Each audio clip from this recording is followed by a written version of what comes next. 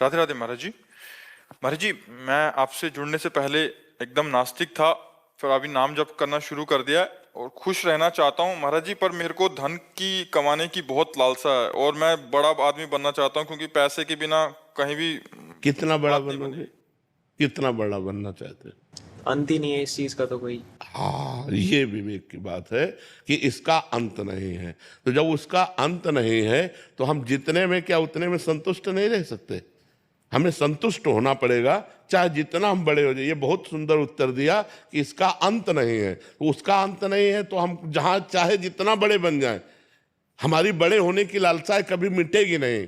तो इसे मिटाना ही तो पड़ेगा। तो आज मिटा दो बच्चा, तो जितने में हो उतने में सुखी हो जाओगे। संतोष, जब आवे संतोष धन, सब धन धूरी समान। भगवान मुझे जैसे रख रहे हैं, जैसी परिस्थिति दिए, मैं राजी हूं। यथा लाभ संतोष सदा, काहू सो कछ न चाहूंगो। यही सबसे बड़े धनी की पहचान है कि अगर हमें नमक रोटी मिलती तो मैं संतुष्ट हूं, क्योंकि इसका कभी अंत नहीं है। भारत के सबसे नंबर 1 धनी बन जाओगे तो तुम्हें विश्व के बनने की, और विश्व के बन जाओगे तो फिर देवराजेंद्र बनने की, देवराजेंद्र बन जाओगे तो ब्रह्मा बनने की। कभी इसका अंत तो है नहीं। ये बहुत सुंदर तुम्हारी बुद्धि काम कर रही। नाम जप करो, बहुत अच्छे व्यक्तित्व वाले बन जाओगे। और जब नाम है ना, तो चाहे जितना धन एकत्रित कर लो, हमारी बात मान लेना। नाम रूपी धन तुम एकत्रित करो, उसे भंजा लो, जितने बड़े धनी बनना चाहो बन जाओगे।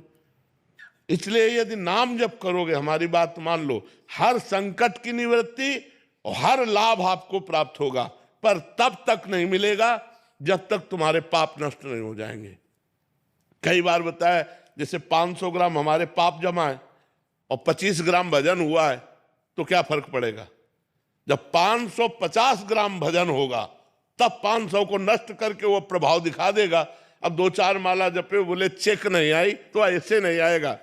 वही तुम्हें हम सिखा रहे। नाम जप करो, पराई माता बहनों की तरफ गंदी दृष्टि मत करो, शराब मत पियो, मांस मत खाओ। अभी देखो आनंद आने लगे। अब करोगे पाप और चाहोगे आनंद, तो कैसे प्राप्त होगा?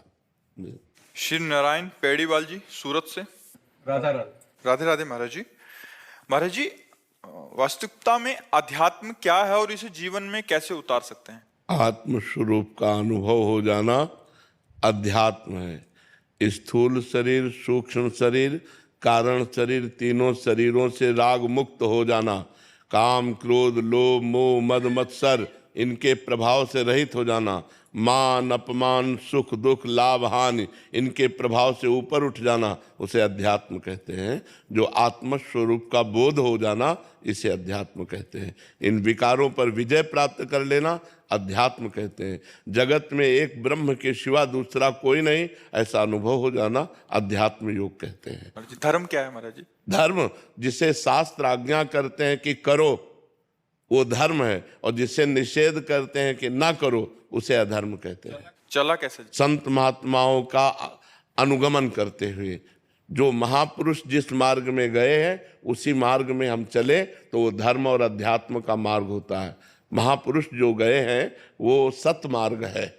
जो महापुरुषों के द्वारा मार्ग चयन किया गया है, उस मार्ग, जैसे रोड बना है, हम रोड पे चले तो सुविधा रहेगी, नया मार्ग तो हम फंस जाएंगे। ऐसे ही जिसमें महापुरुष गए हैं उसी मार्ग पर हम चले तो हम भगवत प्राप्त हो जाएंगे, हम आत्मबोध प्राप्त कर लेंगे, हम धर्म का संचय कर पाएंगे। मनमानी आचरण से नहीं इस मार्ग में चला जाता, गुरु आज्ञा के अनुसार चला जाता है। किसी भी महापुरुष का आश्रय लेकर उनकी आज्ञा के अनुसार हम चलें तो परमार्थ पर हम चल सकते हैं, परमार्थ को हम समझ सकते हैं। नहीं तो हमारा मन बुद्धि के अनुसार चलना वो जागतिक ही होगा, भागवतिक तो होगा आध्यात्मिक गुरु के द्वारा। वास्तविक जो अध्यात्म में चल रहे, ड्रामेबाजी, नाटक और पाखंड की बात अलग है। जो वास्तविक परमार्थ में चल रहे, प्रभु से प्रार्थना करना चाहिए कि हमें ऐसे संत का संग मिले जो आपसे जुड़ा हुआ है, जो वास्तविक परमार्थ पे चल रहा है। ऐसे संत का अनुगमन करने से अध्यात्म योग की प्राप्ति हो जाती है, धर्म का संचय हो जाता है, भगवान की कृपा से भगवान का अनुभव हो जाता है। योगेंद्र सिंह जी आ जाएगा। राधे राधे महाराज जी। महाराज जी, जब